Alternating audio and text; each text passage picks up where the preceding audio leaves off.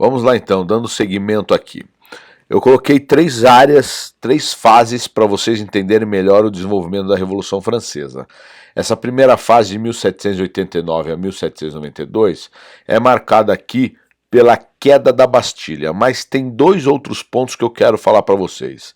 Primeiro, a reunião dos chamados Estados Gerais, onde o primeiro, o segundo e o terceiro estados estavam organizados para ver e aprovar as leis colocadas pelo rei. Obviamente que essas leis, sempre quem pagaria os impostos seria o povo e a burguesia, para fazer com que essa lei valesse. Então, clero e alto e nobreza, eles estariam sempre beneficiados. A burguesia e o povo, descontente com essas reuniões, se retiram e cria a chamada Assembleia Nacional Constituinte. Galera, o termo constituinte já mostra um caráter totalmente revolucionário, porque tem a vontade da criação de uma Constituição. E se existe um código de leis chamado de Constituição, nada mais vai ter acima desse poder aí. Ou seja, o rei vai estar subjugado a esse poder. Esse terceiro estado que cria essa Assembleia Nacional Constituinte, ela era majoritariamente formado por jacobinos e girondinos. Lembrem, jacobinos, o partido político mais revolucionário, formado por sans-culottes, ou seja, os trabalhadores das cidades não tinham grandes poderes aquisitivos, era formado pela maioria, e os girondinos, que era formado por basicamente a burguesia. Então, essa primeira fase, o início dela, o pontapé dela foi justamente a queda da Bastilha, ou seja, os revolucionários eles invadem a prisão política. Ela era um grande símbolo da opressão do rei, porque se você tem prisão política num sistema social, significa que você tem uma opressão, uma tirada de liberdades para o povo e do povo. Então é por isso que os revolucionários destroem a Bastilha, por exemplo, e não destroem um palácio, o Louvre, né? Então eles vão em cima daquilo que simbolizava a opressão do rei. Nós temos então essa primeira fase marcando o fim do feudalismo, ou seja, o fim desses privilégios dos nobres.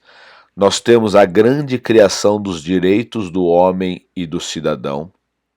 Essa Declaração dos Direitos do Homem e do Cidadão, formada em agosto de 89, toda ela é a de base iluminista, na qual a gente vê lá firme e forte os pilares de liberdade, igualdade e fraternidade. Nesse ínterim, dentro de Versalhes, nós temos a revolta das peixeiras, das mulheres que estão de saco cheio daquela forma de organização, e elas se revoltam. Isso faz com que o rei vá rapidinho para Paris e fique lá praticamente preso no seu palácio. Logo em seguida, nós temos a criação da Constituição Civil do Clero, ou seja, colocava o clero abaixo do poder do Estado. O clero agora é comandado pelo Estado, não mais pelo Vaticano. Isso fez com que o Papa se revoltasse. Existiam 2 tipos de clero nessa ocasião. O juramentado, que prestou juramento a essa nova situação política, e o clero refratário, que era contra essas novas perspectivas religiosas dentro da França revolucionária. E nisso nós temos aquilo que é famosíssimo nessa primeira fase, que é a primeira Constituição Francesa, criada em 1791. Ela separa o poder do rei em 3 outros poderes: o legislativo, o judiciário e o executivo. Isso aqui é chamada monarquia constitucional porque o rei ainda vai ser mantido nesse governo. Ele vai ter o poder executivo. Os outros 2 poderes, o legislativo e o judiciário, ficará na mão da burguesia e de alguns partidários dos jacobinos. Toda essa Constituição Francesa foi baseada na obra do grande Montesquieu, chamada Espírito das Leis, onde ele falava da divisão do poder em 3 poderes menores, que se autolimitavam. tá? O executivo, o legislativo e o judiciário. E nesse ínterim o rei tenta fugir, só que ele é preso nessa fuga em 1791, chamado Fuga de Varennes.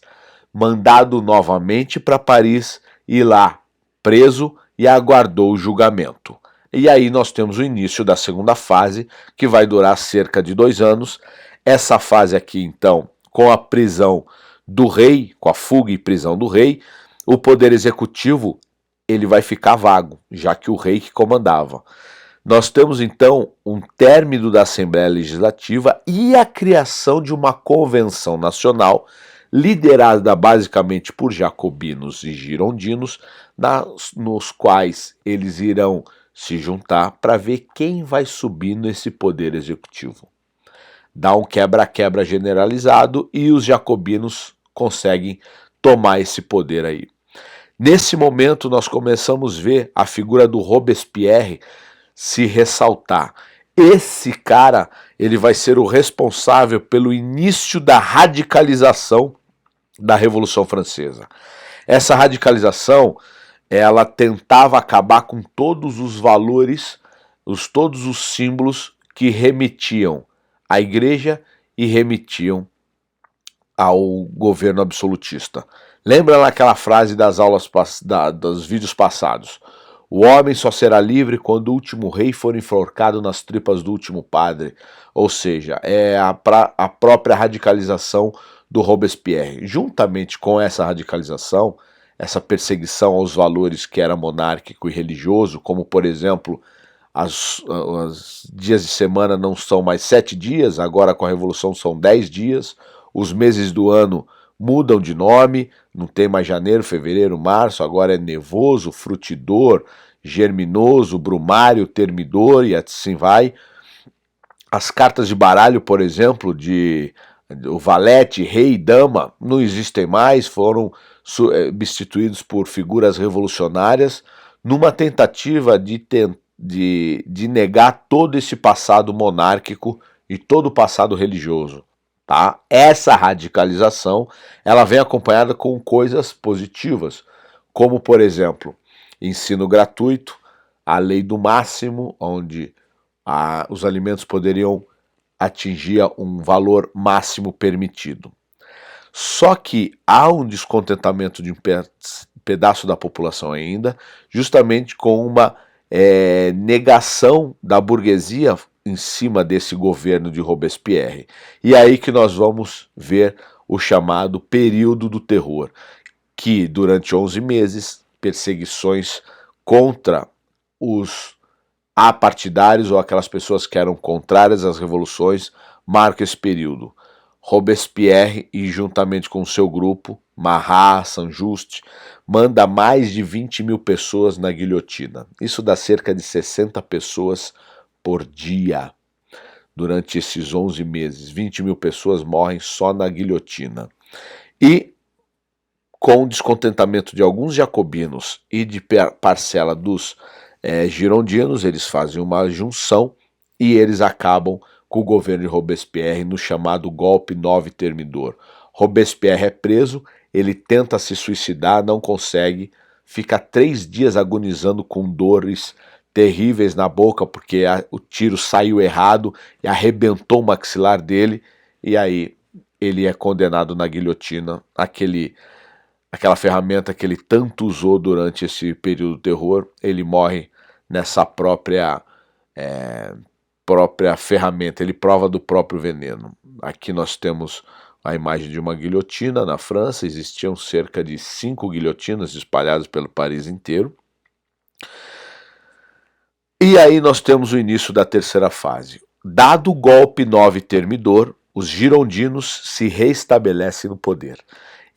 Essa fase, que é a fase mais longa das 3, é a fase onde a França entra na sua maior decadência. Essa fase tem um nome, é chamada de diretório, comandado por 5 diretores, que comandavam toda a Assembleia Nacional Constituinte, e eles eram girondinos, ou seja, burgueses. Nós temos aqui então uma tentativa de subida no poder das classes mais baixas, financeiramente falando, que foi a chamada Conspiração dos Iguais, feito pelo grande Graco Babef, só que não deu em nada. E nós temos uma outra tentativa de volta da monarquia com um golpe chamado do Frutidor, que também não deu em nada. Acontece que a situação na França estava caótica e isso fez com que o exército, comandado por Napoleão, assumisse o controle da República Francesa e o controle da França como um todo. Isso marca o fim da Revolução Francesa para muitos historiadores, por meio do chamado e do famoso golpe 18 Brumário. 18 Brumário seria basicamente 9 de novembro. Lembrem lá que os revolucionários mudaram os nomes dos meses do ano também. Então, Napoleão Bonaparte, que nós vemos aqui retratado, foi o responsável por colocar um ponto final nessas transformações revolucionárias durante a Revolução Francesa. Alguns historiadores falam que ele foi uma continuidade da Revolução Francesa, outros falam que não, foi uma ruptura total. Mas independente disso, o golpe de 18 Brumário põe fim nessas transformações revolucionárias. E a partir desse momento vai começar a era napoleônica com o chamado consulado.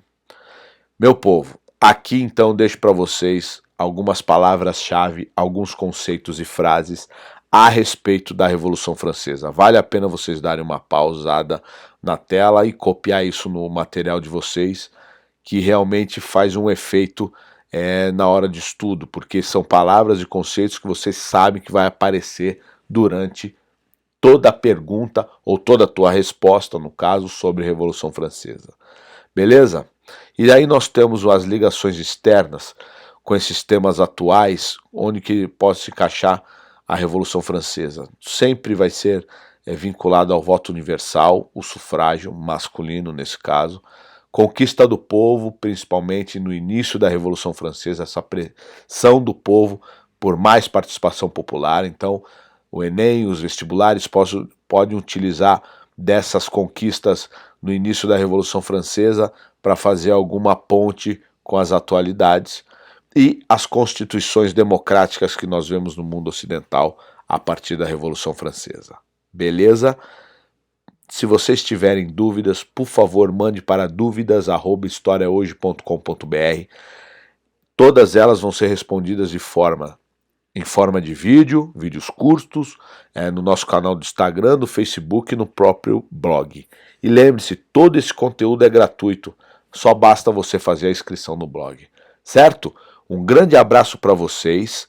Qualquer dúvida, por favor, eu vou insistir nesse ponto aí, mandem para dúvidas@historiahoje.com.br.